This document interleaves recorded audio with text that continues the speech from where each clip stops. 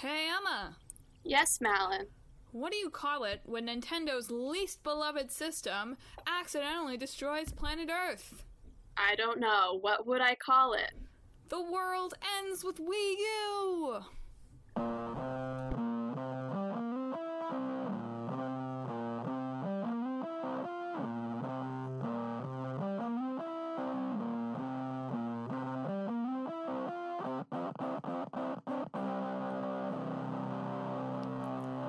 Hello, and welcome to the Murphy's Law edition of Talk This. It's dangerous to podcast alone and together, it turns out. I'm one of your hosts, Madelyn.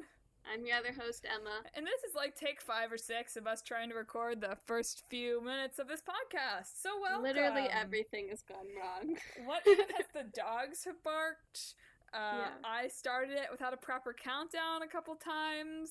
I didn't have a joke. I had to close a few things on my computer. Yeah, my microphone was out of power. It's been really exciting here at Talk This HQ times 2. We're broadcasting to you from the roughly Washington, D.C. and Miami, Florida areas simultaneously. Mm-hmm. Yep. That's that 1,100 miles of podcasting glory between the wonders us. of technology. It's really quite amazing. Our thanks really go out to the Skype Corporation for making this possible today. Sponsor us. Hashtag sponsored post. Okay, so today's games here that we're going to be talking about at Talk This, because sometimes we do talk about games when technology cooperates, are The World Ends With You and Ratchet and Clank, the 2016 edition. So, Emma, did you know that The World Ends With You actually does not fall under our old game criteria? But Madelyn, it sort of does. We've had this conversation literally 5 times now. It's a good way to start the show. It is. But no, it was released in Japan in 2007, but it didn't come out in America, in the West in general, until 2008. Wow, you took my lines. Yeah. That's okay. We're loosey-goosey here at Talk This. It's old. It's an old game. We're chill about the rules. Yeah. Look at this online persona I'm crafting. Nothing like myself. Oh yeah, Madelyn's a total rebel. Yeah, rule breaking. That's me. Yeah. So yeah, The World Ends With You. It's a game by Square Enix. Big fans of Square Enix here at Talk This HQ times 2. I'm loving that. I'm loving Talk This HQ times 2. I'm gonna be upset when I'm back in DC. Yeah. And it's just Talk This HQ times 1. Yeah. And it's also made by Jupiter Games, and those two companies are the same companies that made Kingdom Hearts Chain of Memories, which, on the one hand, is kind of not a great sort of glowing recommendation of this game's quality, because Chain of Hearts, Kingdom of Memories. Because Kingdom Hearts. Just wait though, that'll be a title. They're about you. Because Kingdom Hearts Chain of Memories is not a particularly good game on the mobile platform. It's frustrating. On the Game Boy, it's pretty much impossible and not fun. But that's okay. The World Ends With You is a good game. It is. Emma has played... Definitely one that's more sort of obscure, too. Yeah, you know? I wanted to talk about that. It's a game that Emma has played multiple times? I think I've only played it all the way through once, but I've definitely at least started it over multiple times. And I have started once, and what qualifies now, I'm sure, as many years ago. At least in my video gaming life, many years ago. I remember we got 2 copies of it, because you can only keep one save file. I do remember that. It must still be around. I'm still we have both of them. I'm still sort of meaning to play it. Someday, maybe. Update, haven't played any more of The Walking Dead in the past 2 weeks, so... help. We'll talk about this later once Madelyn talks about what she wants to talk about, but I think it's one of the only games out there that actually sort of takes advantage of the Nintendo DS system. Well, they did that on purpose, because they were developing it even before the DS had come out. And they deliberately, they really went into the development project not as let's make The World Ends With You, but as let's make a game that is like meant for the DS. Yeah. And so for a while it was a music game, and it was like all these different games before they settled on this. And it really is made for the DS. And it's like, I feel like Nintendo always tries to do something new with all of its systems, right? Yeah. And games just don't want to take advantage of that, because that means that they can only release on that system, you know? Yeah. In this day when it's more lucrative to release on multiple systems in some cases. Ratchet and Clank has also only ever been released on the PlayStation, though. Yeah. Skipping forward to our second segment. What was I even? I don't even remember what I wanted to say about the. You were saying something about it being more obscure. Oh, I want to talk about that in a minute. But what I wanted to talk about is how confusing and complicated it is to try to refresh your memory on this game. I mean, it's a Square Enix game. Like, what? Of course, your storyline's not gonna make like a total logical amount of sense. That's fair, but I have played part of this game, and so I went, before recording today, I was like, okay, I'll read the plot summary on Wikipedia, and it'll all come back to me, and none of it came back to me. You don't remember any of it? You know the basic concept, though. I honestly didn't even remember the basic. I remembered it's like, oh, you're sort of in, like, fake Japan, running around. It's not actually fake Japan. It's actually really sort of a... There've been things, I've read things on this, that's actually a really sort of accurate layout of Shibuya. Yeah, fair enough. But you're in, like, video game Japan, and you're, like, run around and battle stuff, and that's really all I remembered. Okay, here's the basic concept for both Madeline and you who are listening, who have probably not played this game. The world ends with you. You play as this really totally unlikable dude named Neku Sakamoto. Pretty sure is what his last name is. I have it written down, so I'll fact check that. Go ahead. And you wake up in the middle of Shibuya Crossing, which is this pretty sort of famous crossing in Japan. It's like this giant street thing. Neku Sakuraba. Never mind. That was close. And you don't know what you're doing there, but you get attacked by these monsters sort of things, and then you end up forming a pact sort of unwillingly and unknowingly with this girl named Shiki. And it turns out that you're dead and participating in what's called the Reaper's game. Of course. Which is people who have sort of died early get to a chance to compete against each other for a second chance at life. Right? Yeah. So you have your partner, and you do complete challenges, and the people who make it to the end of 7 days with the best sort of score get the chance to return to life. But it becomes more complicated than that as the game goes on, because there's some sketchy stuff going on at Reaper's HQ. I feel like so it sounds really weird. I feel like this is a game that, like, a movie adaptation could actually be good. Really? Well, it's really weird, but it's really weird, but in some ways, it's a lot like The Hunger Games. I guess so. That's true. So just spin it as sort of a darker, more Japanese sort of Hunger Games. Yeah. And cast it with Asian actors. Except, wait, this is Hollywood. We won't do that. Asians? Are Asians real? Yeah. I feel like that's Hollywood's attitude. Like, are Asians really a real thing?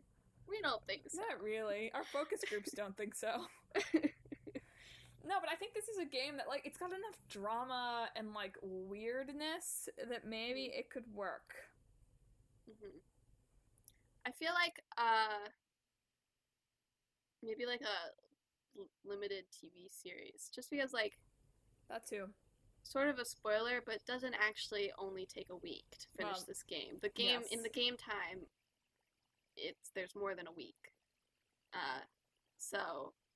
Like, that's a lot to try to put in there. I guess, but if you're cutting out all of the, like, sort of combat, not all of the combat, but, like, all of the, just, like, battling. I guess so. I don't know. It would be difficult. I'd have to replay the game, because I'm making this summary up on fumes, Yeah. But I feel like there's potential. And it's certainly something that I'd love to see a sort of visually inclined director get their hands on. Yeah. But it does sort of, like, once you get to near the end of it, it sort of gets this weird, like, examination on, like, it's like an alternate sort of religion, aspect going on. Like, you end up sort of going against the god of, Well, perfect, you know. perfect movie for the Christmas season. It's very weird, the way it ends up. It's like hard. It's hard to explain, even though I've played it and I sort of understand. But you shouldn't what spoil happens. the ending anyway, so that'll be I our know. excuse. But I think it's it's a game that's definitely made for the DS, and I can't really think of, well, there are games that are DS games, but I feel like most people who put their games on that system more go for like the portability aspect. Like people are taking this with them because it's small, so you have something that's pretty simple in terms of controls. Yeah. Whereas this one, Not like this this game. one, is not simple in terms of controls. I was reading some of the reviews, and like The World Ends With You gets pretty much universally positive reviews, but usually the big complaint is like the combat system is really hard and they just throw you into it. I guess that is sort of true, yeah. Which But I don't know. I feel like they introduce you to the bottom part because there's two screens on the DS, right? And you control both characters. Neku is on the bottom, and whoever your partner is at the top. And so you control them both at the same time. Neku with the stylus on the touch screen, and the partner with the buttons. Directional buttons. Yeah. So they do the touch screen before they introduce the directional buttons. But I just wonder if that's like really a legitimate critique, saying, oh, the controls in this game are too hard. Well, you could say they throw you into it too fast. I guess that's so. The critique. But like, I don't know. Isn't that just saying like the game is too hard? Yeah. I mean, yeah. Unless the controls are, like sloppy in some way. But I don't think that's what the reviewers were saying. They were just saying like, it's hard, which is like, okay. So the developers made a hard game. Yeah. Like they made a game that you can't play standing up on the subway. Yeah. And your you really can't. You really can't even play it sitting down on the subway. You look like a crazy person. Like really, slashing across the screen and like jamming the buttons at the same time too. Like people are gonna look at you funny. Yeah, just a little. A little bit. The music is rocking though. It really is rocking. It's got some rockin' tunes. Yeah. So I think it's the first video game soundtrack I ever actually downloaded from iTunes. It upsets me that it's not on Spotify, because I would put it on my running playlist. I would. I feel like you suggested it one of these go rounds, and it's not on there, and I was upset. I wonder. I mean, I get that it's made specifically for the DS, right? Like I get that. Although there is an app version. Yeah, but you only control. You don't control the partner. Yeah. They just eliminate that aspect from it. But I wonder why there isn't a Wii port. I don't know how you would do that. Like, the Wii is just so different from the DS. I know, and I feel like that's a problem. Or, I don't know. It surprises me. Like, this seems like the kind of game that should have a really big following. Instead, it's kind of like a cult kind of classic game, right? Yeah, yeah. And I feel like if this sort of game had come out on the PS3, are we at PS3 when this is coming out? Something like that. On the PS3 or on the Xbox, or, well, it's not really an Xbox kind of game. But you know what I mean? It feels like, in the same way that, like, you play Okami, which check out our Okami episode if you haven't, on the PS2 and then on the Wii. Like, I wish there was some way to be like, all right, let's totally revamp the controls. Or just make it a 2-player game. Yeah. Just saying. We always want things to be 2-player games. Why not have the option? You can play it on the DS if you want to play it alone, or you can play it in pairs if you want to play it on the Wii. And I realize that's just different, but whatever. I want to play games with people. The characters are actually featured in Kingdom Hearts Dream Drop Distance. That was one of my trivia facts. Emma! Which is the first non-Disney... second latest Kingdom Hearts installment. The first non-Disney, non-Final Fantasy characters to appear. Yes, but they're still owned by Square Enix. What else does Square Enix make? Other than Kingdom Hearts and Final Fantasy. Tomb Raider. Really? Hmm. I didn't know that. That's funny. Yep. What if Lara Croft just popped up in The World Ends With You? No, and I think it's like it's a different division. Like it's Crystal Dynamics. I think is owned by Square Enix, but it's a Gotcha. different development country. That's how company. That's how I understand it. Which I might be wrong about, but I know that Square Enix has something to do with Tomb Raider. Mm-hmm. But other games, other weird JRPGs out there How have does Square Enix how does this involved. game compare to Persona 5? Well, they're actually like really similar in style, you know? Like they're both sort of have this comic booky feel. They both have really awesome music. And they both sort of like really like go all in on their aesthetics, which is always a good thing, you know? Yeah, I feel like Like I've never heard of a video game that's like this went all in on aesthetics or in like some weird aesthetic direction and it sucks. yeah, yeah. No, it's like as long as you throw yourself into the style and that's the way you do everything. Like even like they have the World Ends With You is definitely a lot more comic booky slash manga y because they actually have like their cutscenes are sort of like like things cross in like that, like walking feet Yeah. Well, and they were deliberately people. trying to differentiate it from their other games. Yeah. And also just like there's like fun sort of gameplay elements, beyond battling. Like in The World Ends With You, like what you're wearing, because Shibuya is like known for sort of its fashion, Yes, I was going to talk about this part of the game too. But so depending on what you're wearing in different areas when you battle, you get buffs or are more susceptible to enemy attacks. But by wearing things in an area, you also boost that Yeah, brand's you have to be popularity. trendy. Yeah, Oh, yeah. So you're a trendsetter and trend follower. yeah, You can which is a also really fun thing. eat food.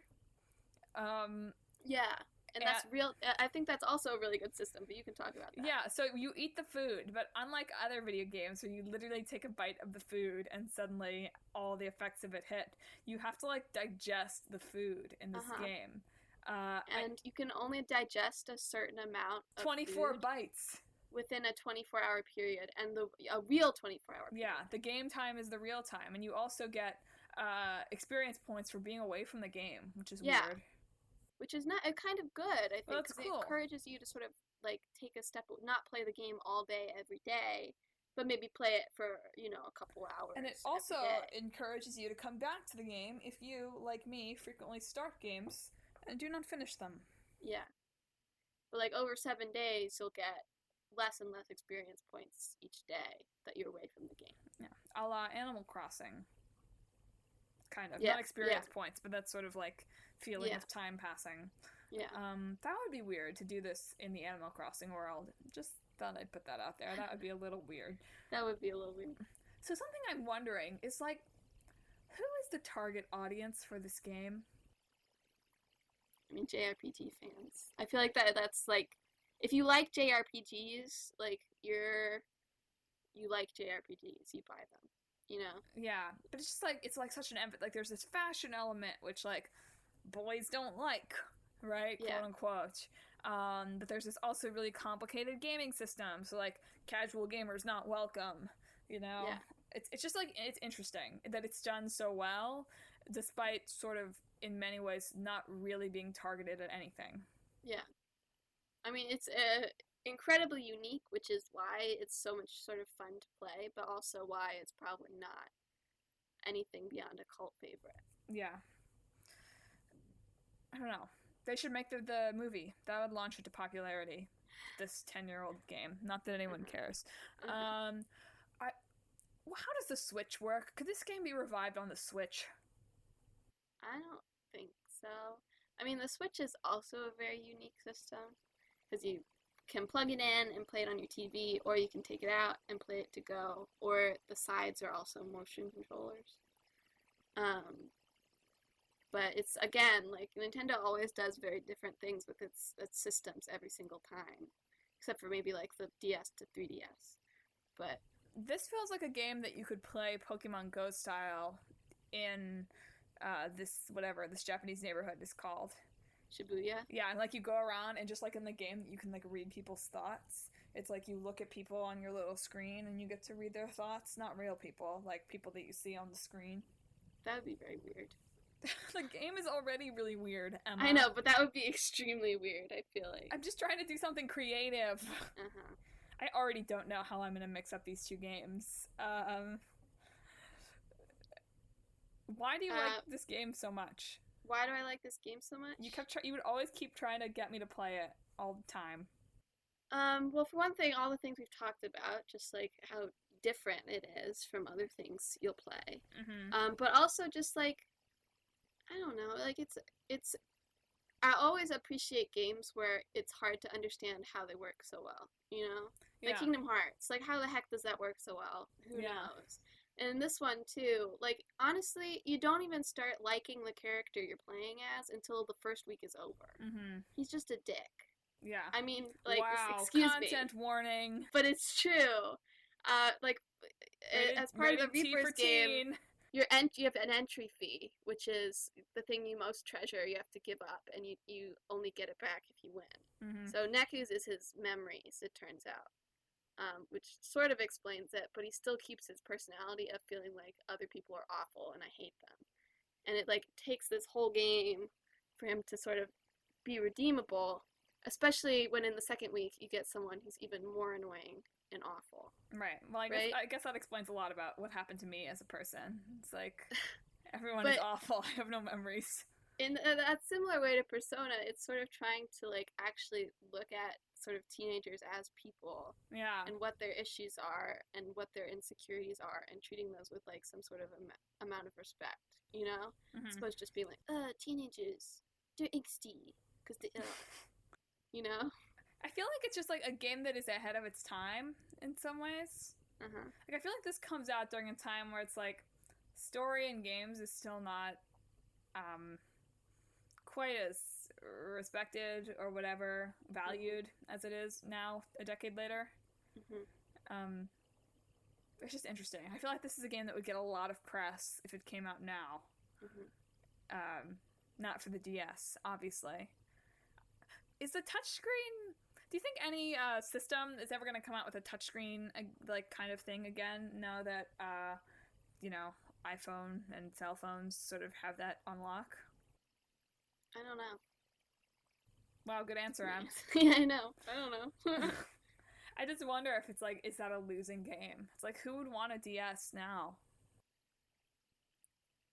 I mean, they still make 3DS games. Yeah, but who owns a 3DS? I do. I know that you do. but who would, like, when did you buy the 3DS? You bought it several years ago. Yeah. iPhones really took over the market. Yeah. I didn't have an iPhone until I went to college, and I was fine. That's only There's 4 years ago. There's not really a huge market for handheld exclusive gaming consoles anymore, I feel like. Yeah. Because of our cell phones. Wow. Yes. Cell phones killed the video game store. I would sing it, but that's probably copyright infringement. Yeah. So shall we move on to Ratchet and Clank? Let's do so. Alright, so I was talking to Emma about this before we recorded even the first take of this episode, in that last episode, I was very excited because I was like, oh, we picked 2 games that I've actually played, like, for once in my life. Okay, well, you go ahead. Okay. I thought that Ratchet and Clank was Jak and Daxter. I did. I didn't even realize that I was thinking of a different game until I was, again, refreshing myself for this episode, and I saw on the Wikipedia page, like, talk about Jak and Daxter, and I was like, oh no. There's some similarities. Isn't one of Jak and Daxter... Wow, you can hear those Miami cars whizzing by. Isn't one of Jak and Daxter like an animal? They're both animals. No, Jak is a human. Jak's like... Well, he's like ears, though. He's anthropomorphic. He's like a weird human, but that's okay. And then the other one gets turned into like a squirrel or something. It's not actually a squirrel, but it looks like a squirrel. Daxter. But Ratchet is really a cat thing. The species has a name, but it's like an intergalactic cat. Yeah. I can look up the name. And Clank is a robot on his back. Yeah. Um, But I think you've been home when I was playing this. I mean, yes, but it just wasn't the same. Like, I played some of Jak and Daxter multiple times, multiple different games, and, yeah, so it threw me for just a little bit of a loop. Just a smidge. I'm still trying to look up what Jak is. Man, okay, so I was reading the summary. Have you played this 2016 one? Yeah. What is this game? Ratchet and Clank? Who came up with these names? Well, Clank is just a good robot name. Okay, not Ratchet and Clank. Ratchet and Clank, fine. Ha ha. Captain Quark. Yeah. I love that name Shiv, too. Helix, Captain Quark, the planet Veldin. Ratchet is a young Lombax. That's Dreams what of joining the Galactic Rangers. Yeah. Chairman Alonzo Drek. It's all very tongue-in-cheek. I'm not done. Oversees the construction of a mechanical army built by Dr. Nefarious, who is their, like, series-long villain. Dr. Nefarious? Yeah. Seriously? Yes. Good That's God. a great name for a villain. The Galactic Ranger of Drek. But, like, if you look at some of the older games' names, for instance, like, they're just sorry. all so, like, up your arsenal is one of them. I know that. And, like, bigger and better. Like, there's one that's, like, pretty clearly... But anyway, they're shot down by Blarg forces. Blarg, yes, Blarg. That's a great name for aliens. I know, but, like, so dumb. It's supposed to be dumb. They rescue them... dumb, but it's supposed to be like goofy. There's nothing you're supposed to. They rescue the mayor, Agnog Buckwash. I mean, let me tell you some of the weapons. They ask him to save his nephew, Skid Marks. If you saw our trivia, my favorite weapon in Ratchet and Clank is the Groovitron, where you literally shoot a disco ball into the air that sends rainbow colors, and any enemies in range will have to start dancing. The Blargian amoeboids. You also get the Sheepinator really late in the game, which just turns your enemies into sheep. See, this game and Mortal Kombat should have a crossover. There should be Ratchet and Clank Mortal Kombat. Oh no. Blargian Warfare, we'll call it, but it'll really be a Mortal Kombat game. Yeah. Blarg Fu. There you go. Kung Blarg. Blargrati. There you go. I'm still looking at these names. It's just so absurd. That's the point, though. I mean, that's the, you know, I'm sure they all got in a room. It's like, come up with the stupidest names you can come up with right now. But, like, how much testing do you think, like, they're like, like, Bleep Bloop Morshabarshian, like, just isn't really getting the laughs we want. Like, back to the drawing board, guys. And they're like, man, I loved Bleeborg. That wasn't even the same. I don't think that was the same syllables I used. Oh, man. But this is a reboot of Ratchet and Clank. It's sort of because it's his origin, their origin story again. Are we really at the point where video games can have reboots? Like, yes. Really? Tomb Raider is a reboot. I know. It's just funny. It's funny that we've reached the point in video game history where we're now going to begin rebooting video games over and over and over again and never make an original game. It's not over and over and over again. No, it's just sort of... I'm making a parallel to the film industry. Yeah. Which, speaking of, do you know why this game was released when it was released? Because the movie came out. Yeah, it was, like, done in sometime in sort of mid to late 2015, but they pushed it back to, like, April 2016 because the movie wasn't done. Mm-hmm. The movie was not well received, but the game was. I'm sorry. I'm just looking at, like, the graphics for the movie right now, and they real dumb. Yeah, the movie did not go over well. But, like, it has, like, a star-studded cast. Paul Giamatti as Chairman Drek. Sylvester Stallone as Victor Von Ion, which, wow, okay. John Goodman as Grimoth. Rosario Dawson as Ilaris. You know, it's star-studded. Yeah. Here's what Rotten Tomatoes has to say. It's still loading. Here we go. Critic consensus. Ratchet and Clank may satisfy very young viewers, but compared to the many superior options available to families and animation enthusiasts, it offers little to truly recommend. Yeah. Wow. These graphics, though, are something, folks. But the game is really fun. It really is. I know, I believe it's like if you took the ridiculous combat of Mortal Kombat, made it juvenile in a real juvenile way, not in a so juvenile kind of way, and like it was weird alien animals. Yeah. Then there you go. There you go. What if you could come up with any weapon for this game? What would it be? Oh God. Oh my God! I'm sorry. I have to share first. The tagline for Ratchet and Clank the movie is "Kick some asteroid." Yeah. This sounds right. There we go. There's an actual funny joke for you, as opposed to my the world ends with Wii U. Ugh, man. Honestly, I should write for Ratchet and Clank. Just kidding. I don't think I could come up with good enough names. Blarg is already taken, so. No. Maybe my firstborn Blarg. Wow. Good. That seems good. Thanks. There won't be any problems with that whatsoever. I should have named my Persona protagonist Blarg. Blarg. That would be funny. I was reading a review, this is totally off topic, but they named their protagonist Easter Egg, which I thought was funny. Oh no. Oh no. Okay. Poor thing. If I could come up with a weapon? Yeah. I don't know. Groovitron is. Can you beat the Groovitron? I don't think so. Well, I'm challenging you to.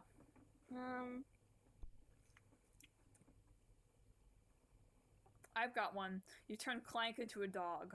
That's it. That's not a weapon. It's a tool. What's wrong with that? It's a weapon. You turn Clank into a dog, and he's so distracting to your enemies that you kill him with the Groovitron.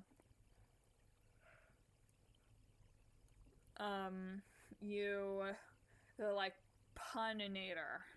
You like open a hole underneath them that they fall in. That's so lame, Emma. No. That's the dumbest weapon. I'm sure they already have that weapon. Here, I've got one. The machine pun. It spits out bad jokes that make your enemies shrivel up and die. Wow, that's great. Okay, I'm not a game designer, okay? I only pretend to be a game designer for the last 10 minutes of a bi-weekly podcast. Hire her, Insomniac. Woo! I'll never sleep. She is an Insomniac. Maybe you want me to shoot nail clippings at people. Ew. I feel like that would be an effective weapon. How about just a snot-firing thing? Wet hair. A booger blaster. Booger blaster. That's going a little too juvenile. No. That's juvenile in the wrong way. Okay, Planet Blarg. Blargians. Lombax, or whatever they are. Lombax. Lombax. Backs. I'm I literally just said it. How did you say it wrong? I just came up with the booger blaster, okay? I'm not that smart. I'm trying to think of how this would work in the wellness center. The wellness center has become an alienating reference for any new viewers, by the way. It's my gym that's vaguely life-threatening. Vaguely life-threatening. Really explicitly life-threatening. We should really make you sign a waiver at the door. We'll play a game where you have to avoid getting shot with the booger blaster. Or we'll just have a Groovitron room where everybody does like Zumba. But you're forced to. If you stop, you will be shot. I'm sorry. Who's running this wellness center? Not you. It's Madelyn. I thought that was in keeping with you making them like jump off a cliff from the witness or whatever. Oh man, I'd sort of forgotten about that. It's the Madelyn. And before you enter the gym, you have to give up what's most important to you. And if you don't meet your exercise goal, you don't get it back. Well, we'll just take that everyone's trapped there forever. Everyone's on a team, and it's like sort of a partner workout kind of facility where you and your partner like both have to keep working out, or you'll both have your memberships revoked. Wow. It's an exclusive club. I'm trying to think of how on all these two would go together. They don't. That's it. We've been defeated. Okay, it's been a great episode. Bye. Goodbye, everybody. Catch us next time. No, okay. It's like, no, they don't really work at all. I'm like thinking, and I'm drawing a complete blank. You got partners in both. Okay. Right? Well, Clank is like sort of a partner. You play as Clank a few times. in like some of the puzzle sections because he can go out into space and not die. What if the game was Ratchet and Crank, and you just got a cranky old man on your back the whole time? You're just like, get off my lawn. Is he also a robot? Sure, why not? Cranky old robot. Love Cranky that. Old robot. Okay. So it's like you're dead. Like I think that's where it starts. You're dead. And you've got the Groovitron, and you have to make the dead dance. What? It's a dancing game. It's DDR, but you're dead. Oh man, oh no. This is just word association at this point. The world ends with Ratchet and Clank. Ultimate showdown between Ratchet and Clank. Oh no, that's so tragic. No, Ratchet dies, and to come back, he has to sacrifice Clank as his most sort of precious thing. And with the other Blargian, he has to read the Blargian minds and fight. You know he's not a Blarg. I know, okay? I just like the Blargs. The Blargs are just one species in all of space. Okay, I'm trying really hard here. You're not the helping. Blarg.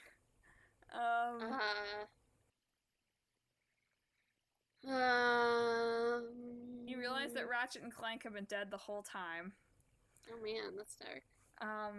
And they've just been battling because they're really humans, and they've had to battle in these weird forms. Okay, how about this? You are a robot, and you died, except you have, like, your AI, right? So you're in, like, the AI space, and you're armed with all these crazy weapons, and you have to try to fight your way to a new body, new robot body. With a touchscreen. Yeah. It's really like a snail replacing its shell. Yeah. Basically, that's the concept of the game. You're a snail, and you've outgrown your shell. Yeah. But you're a robot snail. Yeah. And the music gets really good. Yeah, of course. And there's the Groovitron. Obviously. Honestly, all games should have a Groovitron option. Shooters would be so much more fun if I could make them dance. I would be inclined to agree with that, yeah. The Last of Us with the Groovitron. Yeah, the new non-lethal weapon. Yeah. I am not happy with this game mashup this week, but I did Uncharted not have with the Groovitron. Stop that. That's the better way to do this. What games would benefit from having a Groovitron inserted inside them? All games. Maybe not Guitar Hero. That might get confusing. Rock Band. Yeah. Maybe not like that game where you're like alone in the woods. Wow, that was specific. You know, that game where you're alone in the woods and you're talking to the woman on the radio. It's really hip. Firewatch? Yeah. I don't know if you're alone in the woods. Okay. You're a Firewatch person. I'm sorry. I guess you're alone in the woods, but that's not what I would have immediately thought of. I'm sorry. Also, how would that game not be better with a Groovitron? It's supposed to be bleak. I don't know. But as a group, add a Groovitron. I'm sorry. I'm so tired. It'd be a commentary. Viewers, I have spent so much time traveling this week. Mal's just a wimp. I'm a wimp. Groovitron me. Man, the Talk This Groovitron is just our theme song. Z. Yeah. They groove. There.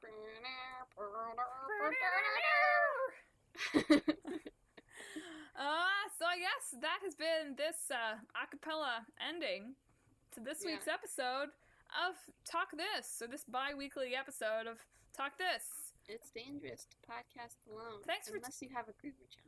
That's true. And it's not dangerous, it's just groovy. Just groovy. Alright, so now would probably be a good time to pick the games to next week so that we don't forget and have an episode where we don't announce our games, right, Emma? That's right. Because it would be really bad if we had to re-record this part because we'd forgotten to do it, right?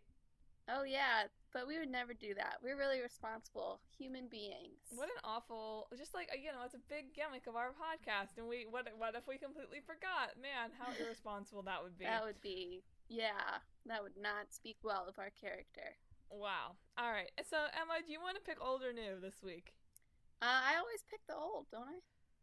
It's as if I've never listened to this podcast before. All right. So we're doing again for our long distance talk this episodes. We don't have a hat because one of us would not be able to pick from it. So we're doing our sort of lottery raffle kind of system.